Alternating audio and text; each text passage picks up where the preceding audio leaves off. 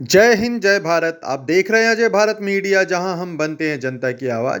पूरे देश भर में 7 करोड़ से अधिक व्यापारियों के हितों को ध्यान में रखते हुए मोदी सरकार ने 2019 में जिसका नोटिफिकेशन निकाला था राष्ट्रीय व्यापारी कल्याण बोर्ड, उसके गठन कर दिया गया है। साथ ही जो चेयरमैन है सुनील सिंधी जी, उनको भी नियुक्त कर दिया गया है। सुनील सिंधी जी इस समय पूरे भारतवर्ष के दौरे पर हैं और वह अपनी जो नई कार्यकारिणी है, नई टीम है, उसका गठन भी कर रहे हैं।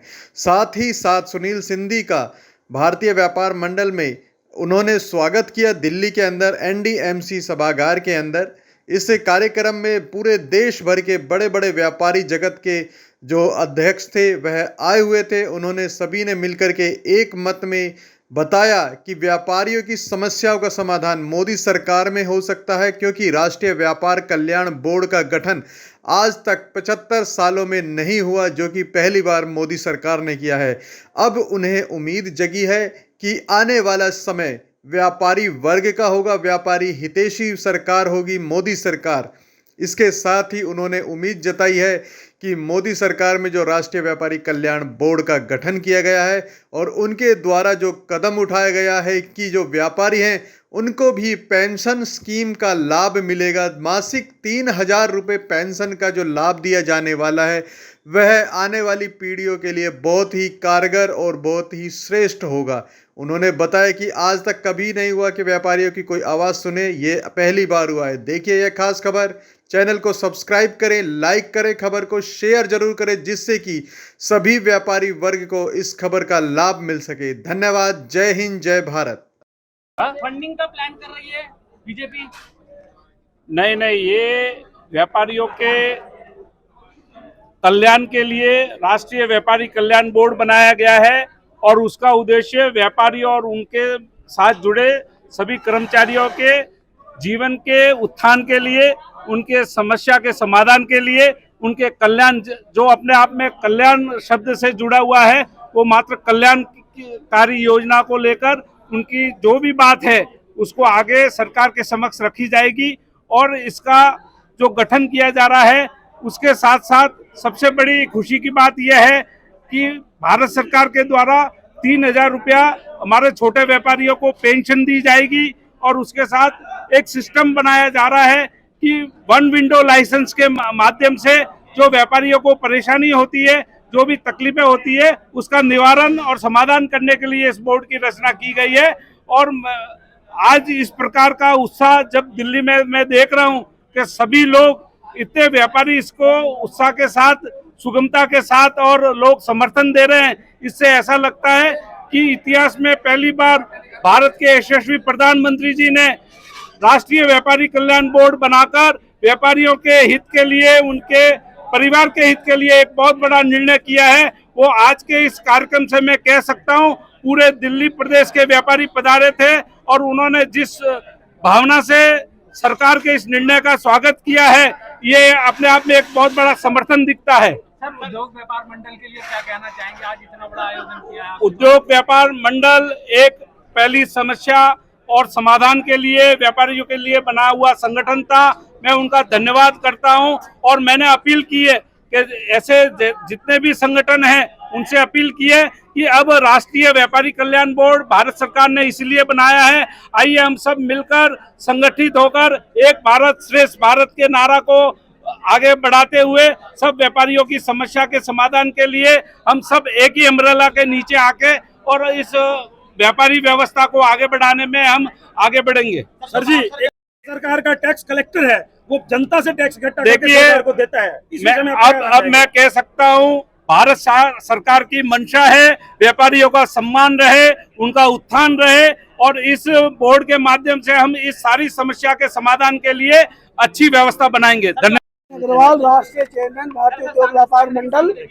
एक ही बात मैं कहना चाहता हूँ मित्रों, आज जो हमारे राष्ट्रीय चेयरमैन यहाँ आए हैं, व्यापारियों में एक आशा की किरण जगी है और वो समझते हैं जैसे देश को आज़ाद करवाने हमने जो कुछ किया वो सम्मान आदरणीय राष्ट्रीय चेयरमैन के माध्यम से सब व्यापारी वर्ग को मिलेगा, समस्याओं का समाधान होगा। हम इनका पुनः धन्यवाद करते हैं। प्रेस का भी धन्यवाद करते हैं जो हमारी आवाज को हमेशा उठाती है। मनोज गोयल गुड़ियानिया। इस कार्यक्रम का भारतीय उद्योग व्यापार मंडल की ओर से मीडिया प्रभारी रहा और संपर्क का काम मैंने किया है। मुझे बड़ा खुशी हो रही है आप लोगों को बताते हुए कि भारतीय उद्योग व्यापार मंडल ने जिस उद्देश्य से इस कार्यक्रम को किया था वह उद्देश्य पूर्ण सफल रहा है।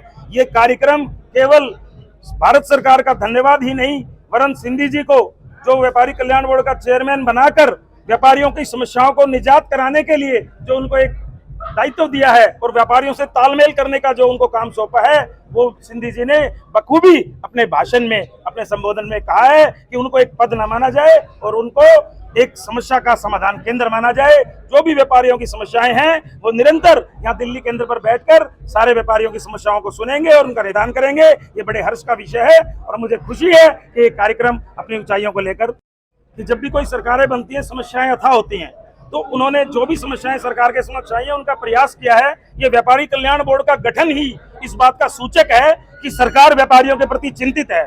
जो 9 साल से व्यापारी अपने आप को उपेक्षित महसूस कर रहा था उसी के कारण ये राष्ट्रीय व्यापारी बोर्ड बनाया गया है। और हमारी इनसे मांग भी है कि जिन स्टेटों में हरियाणा में व्यापारी कल्याण बोर्ड है, यूपी में है, जिन राज्यों में व्यापारी कल्याण बोर्ड नहीं है वहां व्यापारी कल्याण बोर्ड बनाया जाए। बल्कि मेरी तो ये मांग है कि व्यापारी कल्याण बोर्ड ना बनाकर व्यापारी कल्याण आयोग बनना चाहिए ताकि समस्याओं का समाधान तुरंत प्रभाव से। बढ़िया जो बालकृष्ण अग्रवाल जी ने जो ये आज ये मीटिंग रखी, ये सारे हिंदुस्तान के व्यापारियों के लिए एक बहुत ही अच्छा एक काम है क्योंकि इससे जो भारत सरकार के प्रधानमंत्री माननीय मोदी जी ने जो एक कल्याण बोर्ड व्यापारियों के लिए जो बनाया है उससे जो व्यापारियों की जो कष्ट होते थे, जो उनको दिक्कतें होती थी वो सारी सॉल्व होंगी। व्यापारी अगर किसी तरीके की दिक्कत होती है कोई पॉलिसीज में और उनके ऊपर कोई अत्याचार होते हैं तो वो इस कल्याण बोर्ड के पास शिकायत कर सकते हैं और यहाँ से जो है उनकी प्रॉब्लम्स को सॉल्व करा जाएगा। साथ में मोदी जी ने इसलिए ये जो कल्याण बोर्ड और ये जो ऑर्गेनाइजेशन बालकृष्ण अग्रवाल जी के ऑर्गेनाइजेशन जिनको इनको कमेटी में भी चेयरमैन हरियाणा का बनाया गया है और इस नेशनल बॉडी में रखा गया है, इससे आम व्यापारी को बहुत फ़ायदा इसलिए होगा क्योंकि मोदी जी ने सारी चीज़ ऑनलाइन जो इनकम टैक्स में रिटर्न भरनी है, कोई भी आपको एप्लीकेशन देनी है, बिजनेसमैन नहीं तो पहले ऑफिस के धक्के खाते रहते थे, उनके कोई फॉर्म नहीं लेता था। जब तक उनको ऑफिसर्स को कोई रिश्वत नहीं दी जाती थी तब तक उनकी कोई भी एप्लीकेशन कंसीडर नहीं होती थी। आज ऑनलाइन करने के बाद ऑफिसर्स पे एक लगाम लगा दी गई है कि अगर उन्होंने कोई एक तो बिना सीनियरिटी के जिसकी पहले एप्लीकेशन आई है उसको पहला करना पड़ेगा। आज ये नहीं कि आखिर में आए हुए एप्लीकेशन को पहले कर दिया और जो पहले आई थी उसको बाद में कर रहे हैं। तो आम जो रोड पे ट्रैफिक की भी दिक्कत जो होती थी वो ज़रा कम होगा और फिर घूस जो ली जाती थी वो ख़त्म होगी और व्यापारी जो कोई भी गलत काम नहीं करता, ऑफिसर जब मिलते हैं वो कई बार कंपल करते हैं कि भाई तुम इस तरीके से कर लो ताकि वो उनकी व्यापारी को बाद में तंग कर सके और उनसे पैसे ऐड सके। आज ऑफिस में जाना नहीं है, इनकम टैक्स के भी जो फाइलें हैं इनकम वो सारा ऑनलाइन बिना ऑफिस में गए वो सारा ऑफिसर्स को डिसाइड करना पड़ता है कोई भी चीज़ है। तो इससे आम व्यापारी को बहुत फायदा पड़ता है। मतलब ये है आज किसी फैक्ट्री को 50 लाइसेंस लेने पड़ते हैं, किसी को 20 लेने पड़ते हैं, किसी को 100 लेने पड़ते हैं। उनके लिए अलग अलग जाने की कोई आवश्यकता नहीं, एक जगह जाएंगे वहीं सब समस्याओं का समाधान होगा। जैसे कि जो चीज़ सालों में होती थी वो दिनों में होगी और दिनों की होती थी वो घंटों में होगी।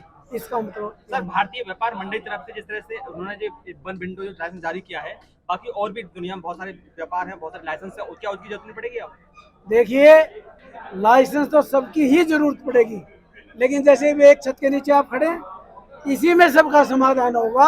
आपको गाड़ी लेके दूसरी तरफ नहीं जाना पड़ेगा, एक ही जगह पर होगा।